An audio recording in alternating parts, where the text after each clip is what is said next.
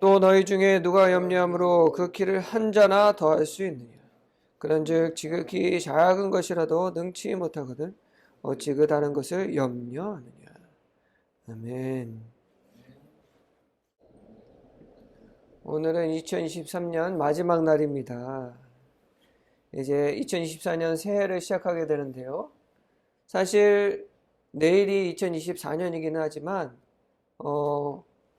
오늘과 내일의 다른 점은 그냥 숫자 하나입니다. 우리가 연도를 특정 짓는 그 숫자, 오늘은 2023, 내일은 2024. 숫자만 다를 뿐이지 평소랑 크게 다른 없는 그냥 또 다른 하루일 뿐이죠. 하지만 우리는 새해를 시작할 때 항상 희망을 품고 꿈도 꾸고 이제 새로운 일들이 일어날 것을 기대하면서 이제 새해를 맞이하곤 하죠. 왜냐? 새해는 숫자뿐인 것처럼 볼 수도 있지만 새로운 기회 또 새로운 것들이 일어날 수 있는 그런 여러 가지 변화가 있는 그런 날이기도 합니다. 그런데 우리가 새해를 희망과 그리고 꿈과 기쁨으로 시작하기도 하지만 새해 시작할 때 걱정과 그리고 불안과 그리고 때로는 두려움까지 느끼면서 새해를 시작할 때도 있습니다. 왜냐?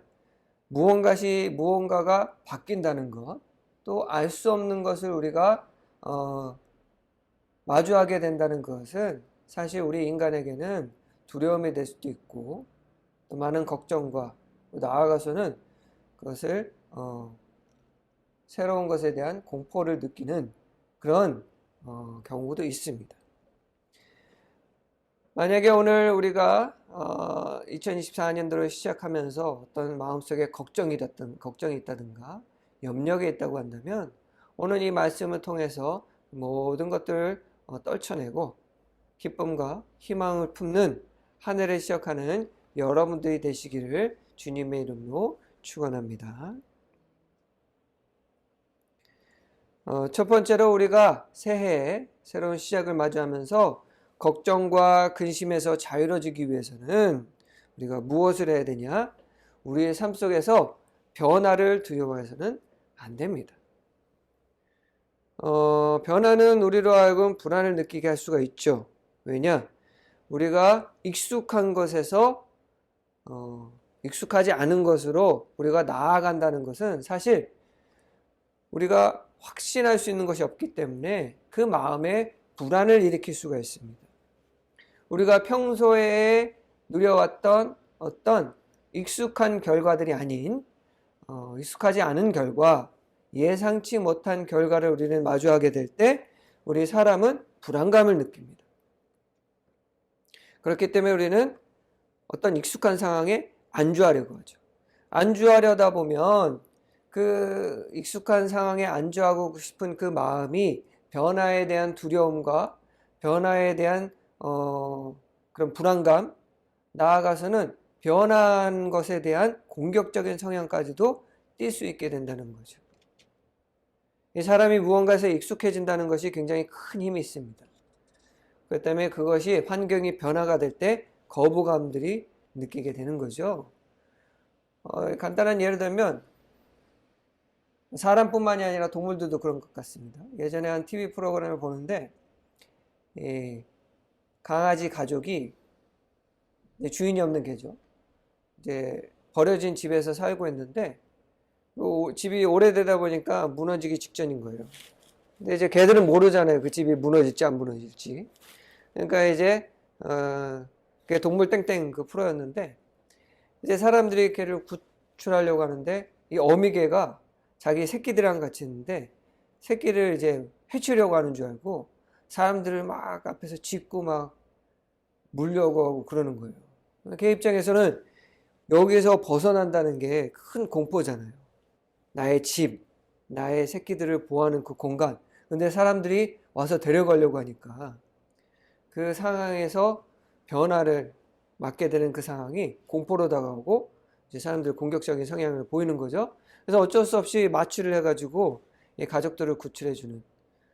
구출하고 나니까 얼마나 좋아요. 사람들이 요새 그 강아지들 위해서 봉사하는 사람들이 많잖아요.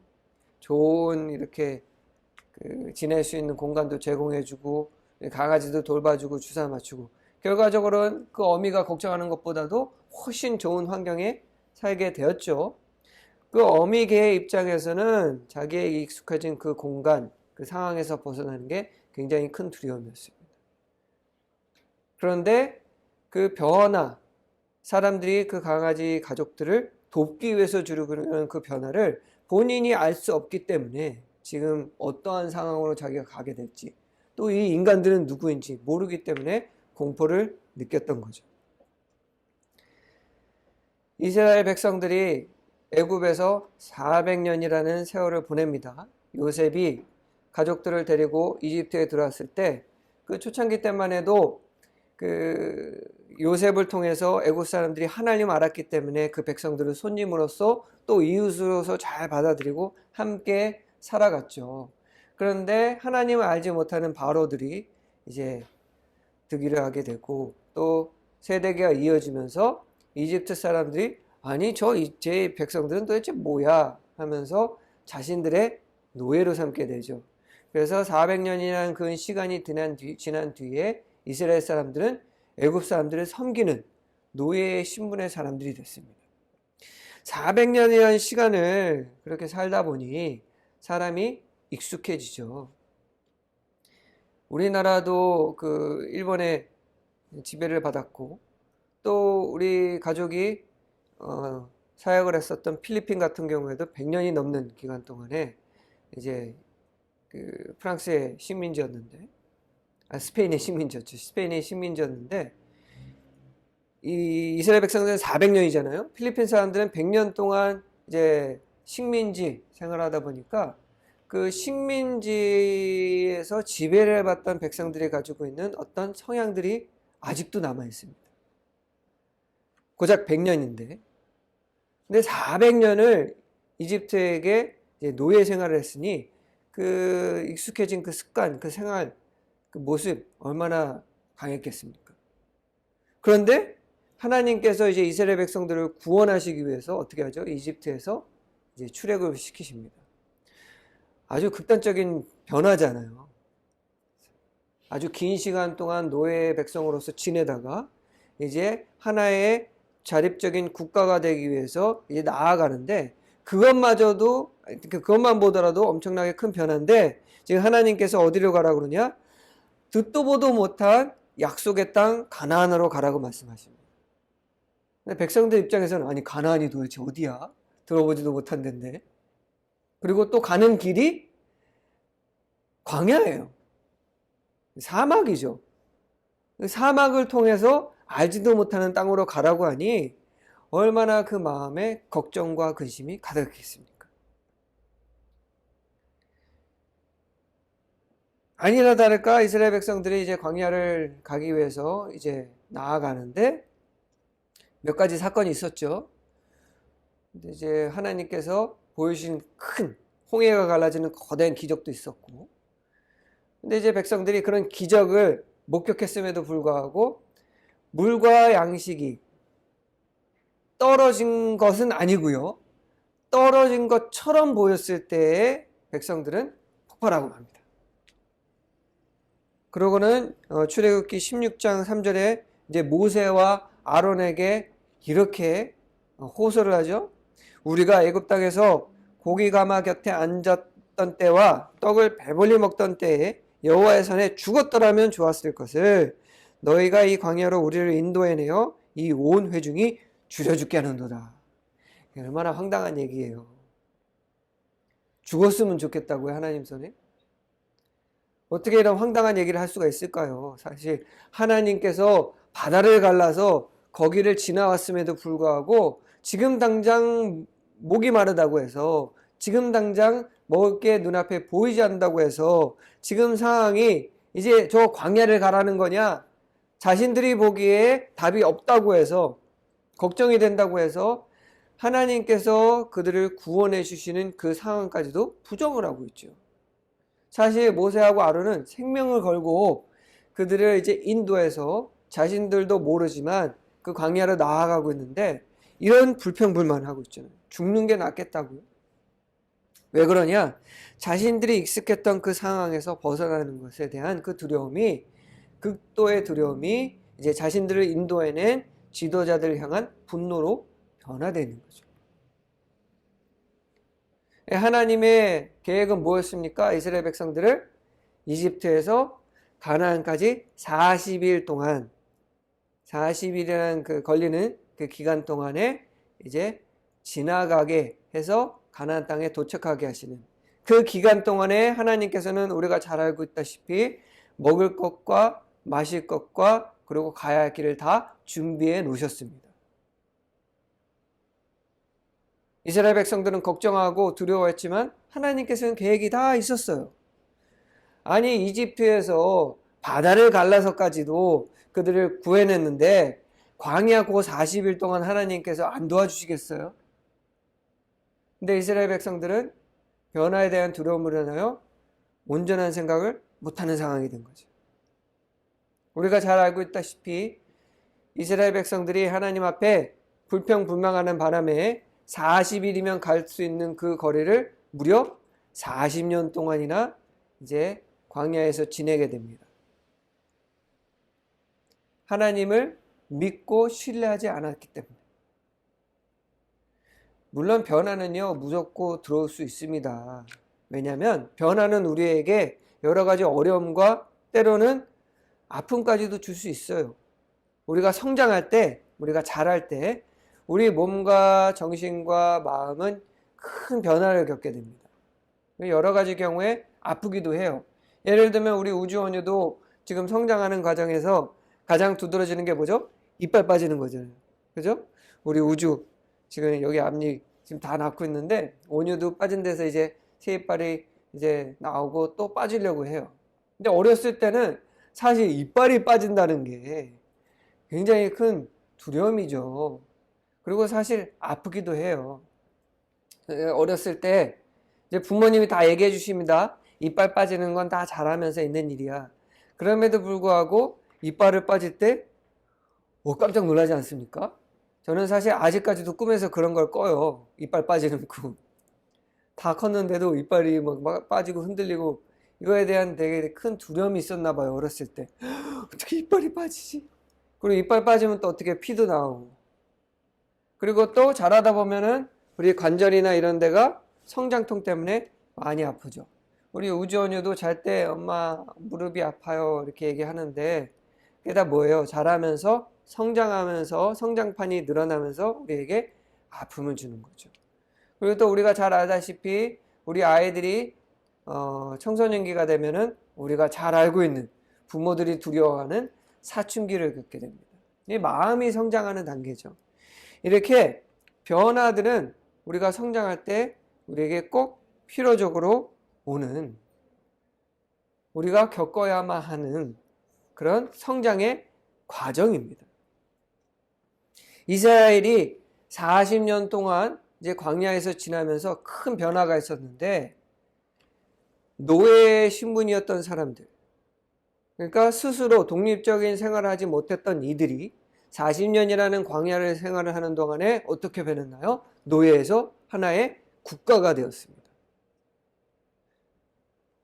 자기 스스로를 지키지 못했던 노예였던 사람들이 이제 하나의 국가가 돼서 가나안 땅에 들어갔을 때에는 다른 하나님께서 말씀하셨던 것처럼 다른 부족과 나라들을 정복하고 물러낼 수 있는 그런 능력을 가진 사람들로 변모해 있었어요. 40년 동안에. 그들이 광야에 갈 때 걱정하고 어떻게 광야에서 저기 가서 어떻게 저기 어떻게 지나가 그런 걱정과 근심이 가득했고 공포까지도 느꼈지만 그 기간은 이스라엘 백성들에게 굉장히 필요한 기간이었던 거죠.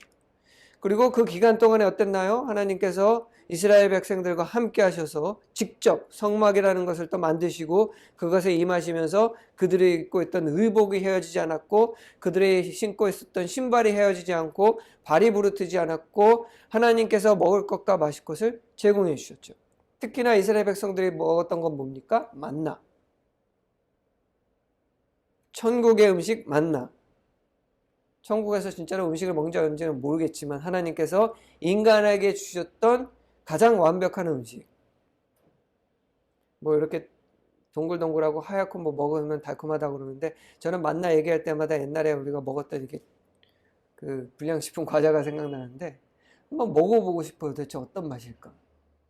그것만 먹고도 요새 그런 말 많잖아요. 완전 식품이라고 그래가지고 모든 영양소를 다 가지고 있는. 근데 우리 인간이 지금까지 먹어본 전에도 없고 앞으로도 없을 그 완전한 음식은 아마도 만나일 겁니다.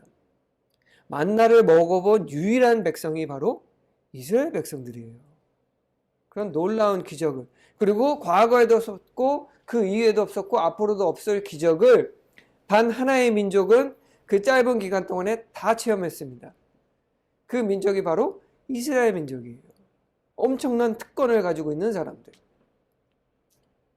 변화가 두려웠지만 결국 하나님께서는 그들을 모든 사람들의 믿음의 본으로 삼으셨고 하나님의 율법이라는 것을 직접 받은 아주 놀라운 그런 민족이 됐죠. 그때 받은 축복이 지금까지도 이어져요. 유대인들.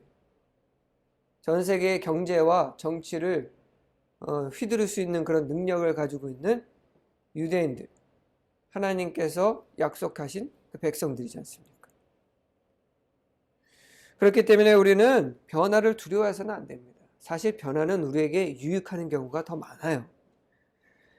2023년도에는 참 많은 변화가 있었습니다. 여러 가지 급변했죠. 기후변화도 그렇고 여러 가지 국가들의 그런 관계 변화, 또 정치 변화, 경제의 변화.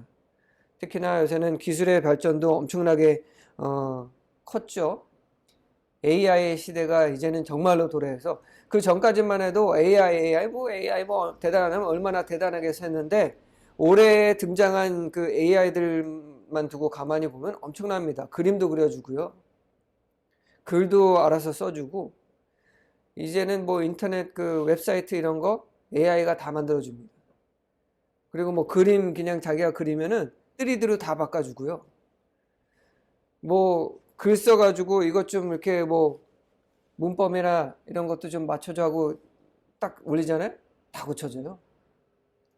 저도 한번 해봤는데 이 영어로 설교문 친 다음에 텍스트를 딱 올리잖아요. 그럼 문법 이런 거 다 확인해서 해줍니다. 다행히 그렇게 크게 차이 안 나가지고 좀 쉽게 설교하느라고 지금 제 거를 쓰고 있는데 다 해줘요.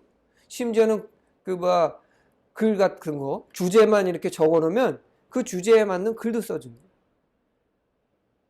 그러다 보니까 AI로 인해서 사람들 직업까지도 많이 변화가 지금 오는 실정이고 2024년도에는 그 오픈 AI라는 그 그룹이 이제는 이제 AI가 지금 현재 자기가 가지고 있는 그 데이터에만 기반해서 답을 유추해내고 하는데 이제 2024년도에는 본인이 스스로 사고할 수 있는 AI가 이제 개발되고 출시되는, 그래서 사람들이 그것을 경고하고 있는 그런 실정이기도 합니다.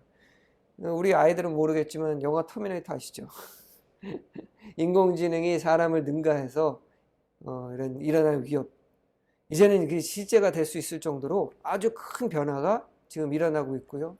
우리나라 같은 경우에는 이제 앞으로 인구가 줄어들면서 더 많은 변화를 겪을 수밖에 없습니다. 그럼 가장 먼저 드는 게 뭐예요? 걱정이죠. 그런데 우리가 걱정할 필요가 없습니다. 왜냐? 우리 믿는 이들에게는 하나님께서 함께 하시기 때문에. 하나님의 자녀라고 한다면 오늘 이스라엘 백성을 통해서 우리가 깨닫는 것처럼 우리의 창조주이시고 우리의 구원자이시며 또 우리에게 필요한 것을 주시는 하나님께서 우리와 함께 하시는데 우리가 걱정하고 두려워할 것이 무엇이 있겠습니까? 오늘 본문처럼 우리가 걱정하고 두려워한들 우리가 키 한 자도 더할 수 없는데, 그리고 하나님께서 우리와 함께 하신다는 걸 믿는다는 우리가 걱정을 하고 또 근심한다는 것, 사실 시간 낭비죠. 그럼에도 불구하고 여전히 나는 그래도 모르겠는데 그래도 걱정이 되는데 라고 하신다면 우리가 이걸 기억해야 합니다.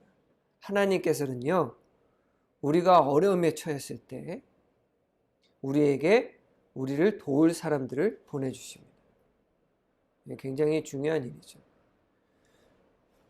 우리가 어떤 그 어려움에 빠졌을 때, 우리가 풀어나갈 수 없는 문제에 우리가 도달했을 때, 봉착했을 때 하나님께서는 항상 우리를 인도해 주시고 우리에게 위로를 주고 우리에게 힘을 줄 사람을 우리에게 보내주십니다. 그 성경에서 가장 큰 어려움을 당한 사람, 고난을 당한 사람 하면 누구가 생각나시나요?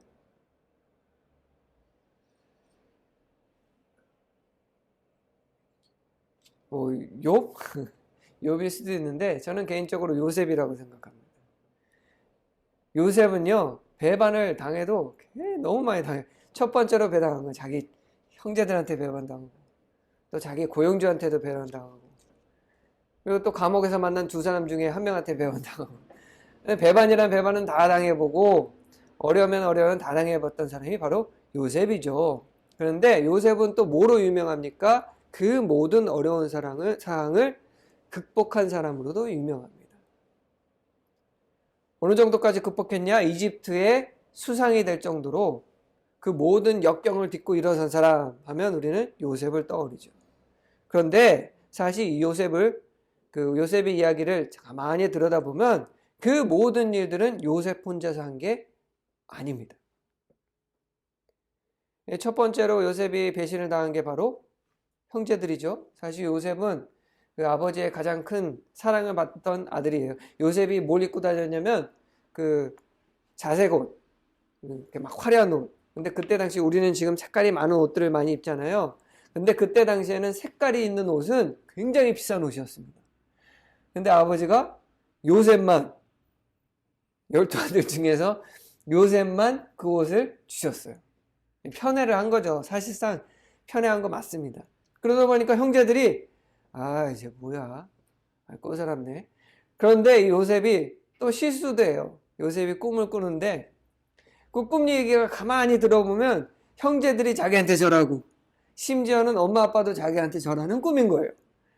가뜩이나 아빠한테 편애받는 동생놈이 와가지고 형들, 꿈을 꿨는데 말이야, 이런 꿈을 꿨어. 근데 가만히 생각해볼까? 형들이 다 절하는 꿈이네? 아니, 이 녀석이.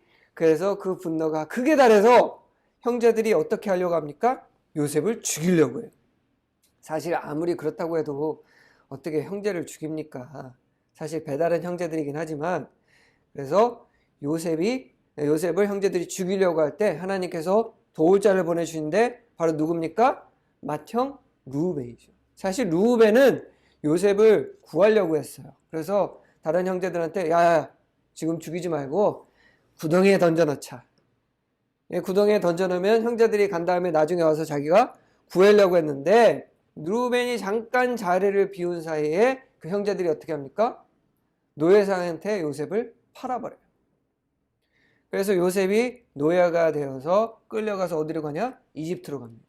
자, 이집트에 갔을 때 노예로 간 요셉을 하나님께서 누구를 통해서 또 도와주시냐? 우리가 잘 알고 있는 보디발. 바로의 경비대장인 보디발의 노예로 들어가게 되고, 그리고 또 보디발이 요셉을 가만히 보니까 그 신적인 존재에게, 하나님이 누군지 모르죠. 총망을 받는 사람처럼 보여서 자기 집안을 모든 것들을 맡기는 노예를, 아무리 사람이 그 능력이 있다고 해도 어떻게 노예한테 그런 걸 다 맡기겠어요. 자기 아내를 제외한 모든 것들은 마음대로 할 수 있는 그런 지위를 줍니다. 자, 요셉이 총리가 될 수 있을 때 사실 아무런 교육도 받지 않았던 사람이 어떻게 총리가 됐겠어요. 가만히 생각해 보면요, 요셉은 이때 총리가 될 수 있는 많은 역량을 키워나갈 수 있었습니다. 재산을 담당하고 사람을 부리고 이러는 것들을 이때 다 배운 거예요. 그래서 총리가 됐을 때 큰 영향력을 발휘할 수 있었던 거죠.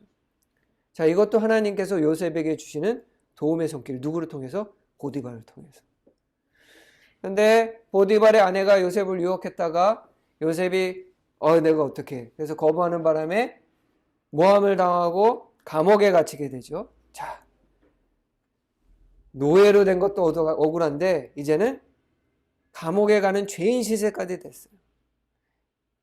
보통 사람 같으면 좌절하겠죠. 요셉도 분명히 좌절했을 거예요. 우리 성경에 나와 있진 않지만, 야, 내가 어떻게 해서 해가지고 이제는 신세 좀 피났는데, 야, 황당하게 주인의 아내한테 난 아무것도 안 했는데 얼마나 억울했겠어요. 그런 마음도 들었겠죠. 근데 그때 하나님께서 또 누구를 준비하셨습니까? 감옥의 책임자로 하여금 요셉을 보고 가만히 보니까 보디발 밑에서 모든 걸 담당했으니 일을 얼마나 잘했겠어요. 일 잘하는데 해서 또 감옥에 있는 모든 일들을 관장하게 합니다. 그리고 또 누구를 보내시냐?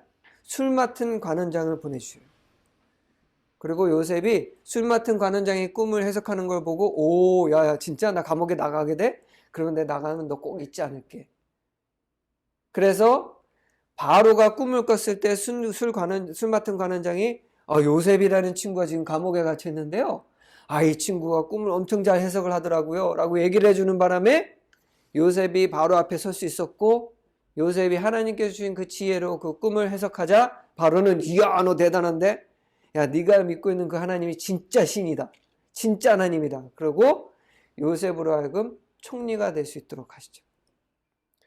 자, 요셉이 고난을 겪고 어려운 일을 당할 때마다 하나님께서는 이렇게 요셉을 도울 수 있는 사람들을 보내주셨습니다. 다윗 왕도 마찬가지죠. 다윗 왕이 사울 왕에게 죽일 위험에 처했을 때 누구로 하여금 사울의 손에서 벗어날 수 있었냐? 바로 사울 왕의 아들인 요나단에 의해서였습니다. 도망 신세를 지고 있을 때에도 항상 요셉과 함께하는 부하들이 있었어요. 요셉 혼자 만약에 도망치고 생활을 했다고 한다면, 다윗이 살아남을 수 있었을까요? 아니죠. 역사적인 연구에 따르면 다윗은 사울 왕에게서 벗어나서 생활하는 동안에 용병으로서 큰 용맹을 떨쳤다고 합니다. 장군이었으니까 능력이 많았겠죠. 근데 혼자서 나라에게 초청을 받을 정도로 그 강력한 용병 활동을 할 수가 있었을까요? 아니죠. 그때 함께하고 있었던 부하들과 돕는 이들이 있었기 때문에 다윗은 왕으로서 다시 돌아올 수 있었죠. 제가 제일 좋아하는 사도 바울도 마찬가지입니다. 사도 바울이 사실 자기 한 몸 먹고 사는 데는 부족함이 없는 사람이었어요. 왜냐하면 학식도 굉장히 높은 사람이었고 또 텐트를 만드는 기술을 가지고 있는 사람이었기 때문에 자기 생활비는 텐트 만들어서 팔아서 다 충당할 수 있는 사람이었어요. 하지만 사도 바울은 여러 국가를 다니면서 개척을 하고 교회를 세웠던 사람이기 때문에 그 일을 하려면 더 많은 돈과 자원이 필요하지 않습니까? 그때마다 사도 바울 곁에는 항상 사도 바울을 돕는 이들이 있었고 어떤 지역을 갈 때마다 하나님께서 사도 바울을 도울 수 있는 그 지역 유지들을 보내주셨습니다. 그래서 아시아 전역에 많은 교회를 개척할 수 있었고 그 일로 인해서 우리가 지금 예수님을 만날 수 있었죠. 왜? 하나님께서 도울 수 있는 이들을 보내줬기 때문이죠. 이처럼 하나님께서는 우리가 어려움을 당할 때 또 우리가 무언가 필요로 여길 때 하나님께서는 그것을 우리에게 줄 사람들을 반드시 보내주십니다. 왜? 우리는 하나님의 자녀니까. 저도 두 아들들이 있고 또 저도 이제 아버지의 아들이기도 하지만 부모가 자녀가 무엇을 필요로 할 때 그 필요한 것을 공급해 주지 않잖아요. 사람도 그런데 하나님께서 우리를 자녀로 삼으셨는데 하나님께서 필요한 것과 필요한 사람들을 안 보내주실까요? 우리 나눔교회도 사실 어려움이 있었지만 우리 나눔교회가 개척되는 그 시간까지 그리고 또 지금도 많은 분들의 도움을 받고 있습니다. 지금 우리가 앉아서 예배드리는 이 의자도 정말 고마우신 교회에서 목사님이 이것을 우리에게 헌납해 주신 거예요. 지금 우리가 따뜻하게 몸을 데울 수 있는 그 난방기도 지금 안 돌아가네요. 그렇지? 지금 따뜻해서 그런 겁니다. 이 난방기도 저희를 후원해 주신 성도님들의 그 손길로 인해서 우리가 저 난방기, 그리고 또 저기 있는 그 피아노 칠 사람은 아직 없지만 저기 있는 이제 전자 키보드도 우리 그 찬양 사역을 하시는 우리 정 목사님께서 또 우리에게 기부를 해주신 거죠. 우리가 사실 걱정할 것이 없습니다. 2024년도에 많은 어려움이 있고 많은 변화들이 당연히 있을 거예요. 힘들고 분명히 우리가 고난과 역경을 당할 겁니다. 믿음을 가진다는 게 그래요. 믿는 자에게는 더 많은 환난과 고난이 있다고 분명히 말씀하셨습니다. 그러나 그 모든 고난과 환난과 역경을 우리가 겪을 때 하나님께서 우리와 함께 하신다 분명히 약속하셨습니다. 만약에 내가 혼자 있는 것 같고 내가 벌어진 것 같을 때 잠시 잠깐 멈춰서 뒤를 한번 돌아보세요. 뒤를 돌아보면 지금까지 내가 혼자였었던 것 같았던 그 모든 일들 가운데 우리와 얼마나 많은 이들이 함께 했는지를 우리가 깨닫게 됩니다. 우리가 기억 못할 수도 있고 우리가 안 보려 할 수도 있습니다. 저 사람은 나한테 아무 도움이 없어. 안 돼. 그 사람들도 우리가 가만히 생각하고 보고 뒤돌아보면 그들마저도 우리에게 도움이 된다는 걸 우리가 깨닫게 돼요. 때로는 나에게 상처를 주고 나에게 큰 해를 주었던 것 같은 그 사람들도 또 실제로 우리를 나쁜 마음으로 우리에게 해를 주려고 했던 그 모든 행동들도 결과적으로는 우리들이 성장할 수 있는 그 계기가 됐다는 걸 우리는 깨닫게 됩니다. 우리 여호수아 1장 5절하고 6절을 한번 함께 읽어볼게요. 지금 성경을 여셔서 여호수아 1장 5절과 6절을 함께 읽도록 하겠습니다. 여호수아 1장 5절에서 6절 말씀입니다. 구약성경 여호수아 한 목소리 읽을게요.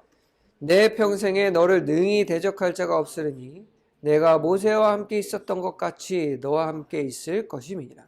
내가 너를 떠나지 아니하며 버리지 아니하리니 강하고 담대하라. 너는 내가 그들의 조상에게 맹세하여 그들에게 주리라 한 땅을 이 백성에게 차지하게 하리라. 아멘. 이 말씀은 하나님께서 여호수아에게 주신 말씀이죠. 이제 모세가 그 약속한 그 가나안 땅에 들어가지 못하게 된다는 하나님의 말씀을 듣고 자신의 후계자로 여호수아를 세웁니다. 여호수아.